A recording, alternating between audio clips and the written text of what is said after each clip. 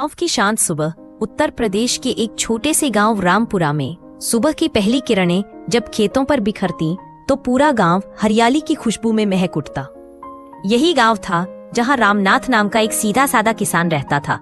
उसके पास थोड़ी सी जमीन, 2 बैल और मिट्टी का एक छोटा सा घर था, पर प्यार और सुकून की कोई कमी नहीं थी। लेकिन किस्मत को कुछ और ही मंजूर था। एक दिन सरला खेत से लौटते समय अचानक सांप के काटने से बेहोश हो गई। लोगों ने बहुत कोशिश की पर उसे बचाया नहीं जा सका। सरला की मौत से रामनाथ की दुनिया जैसे उजड़ गई।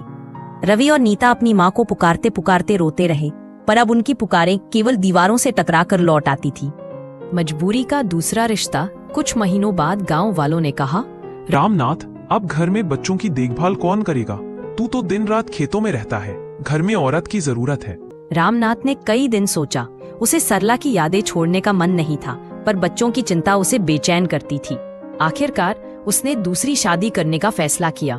शादी हुई गौरी नाम की एक विधवा औरत से, जो पास के गांव की थी। उसकी उम्र 30 साल के करीब थी। कोई संतान नहीं थी और वह अपने मायके में अकेली रह रही थी। गौरी के मन में एक डर था, लोग मुझे सौतेली माँ कहेंगे, क्या ये बच्चे मुझे स्वीकार करेंगे? पर उसने मन में ठान लिया कि वह इन बच्चों को अपने ही बच्चों की तरह पालेगी। सौतेली माँ का पहला दिन। जब गौरी पहली बार घर में आई तो रवि और नीता चुपचाप एक कोने में बैठे थे।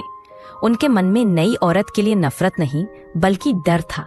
गौरी ने मुस्कुराकर कहा, रवि बेटा, नीता आओ, मैं तुम्हारे लिए गुड़ की रोटी लेकर आई हूँ।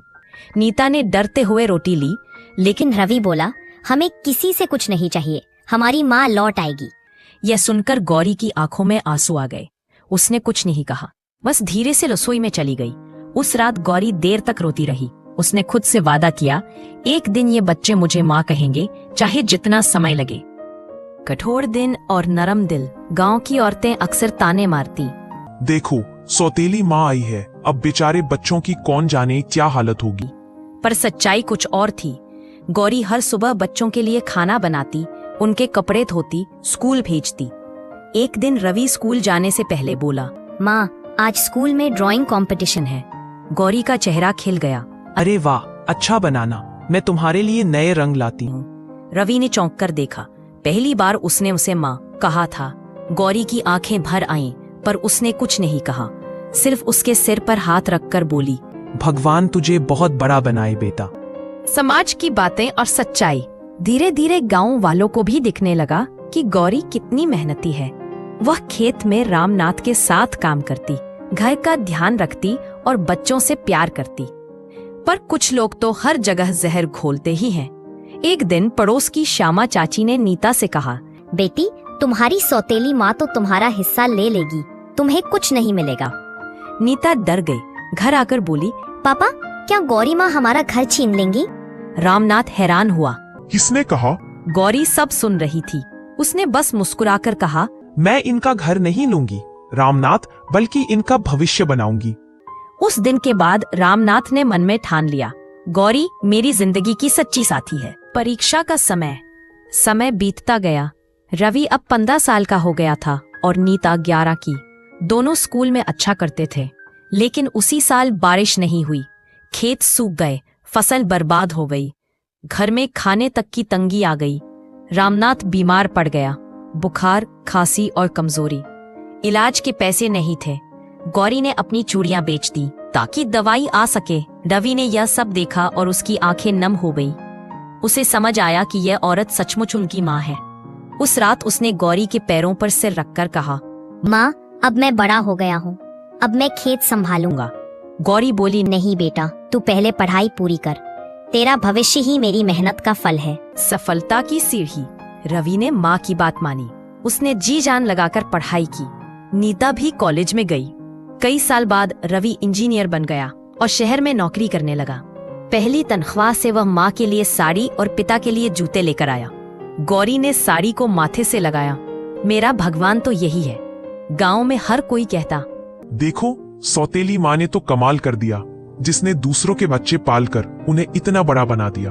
वह सच्ची माँ कहलाने की हकदार है। अंत में अपनापन। रामनाथ की उम्र अब 60 पार हो चुकी थी। वह कमजोर हो गया था। एक रात वह गौरी से बोला, गौरी, तूने जो किया वो कोई और नहीं कर सकता था। तूने सरला की कमी कभी महसूस नहीं होने दी। गौरी मुस्कुरा दी।